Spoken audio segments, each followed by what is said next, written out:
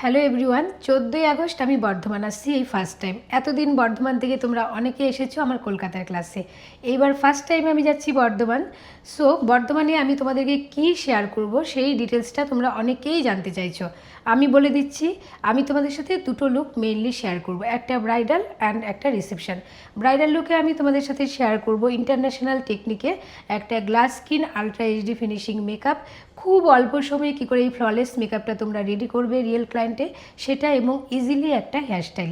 এরপর আমি দেখাবো একটা রিসেপশন হেয়ারস্টাইল এবং একটা ওয়াটারপ্রুফ বেস মেকআপ রিয়েল ক্লায়েন্টে তোমরা কিভাবে করবে সেই টেকনিক।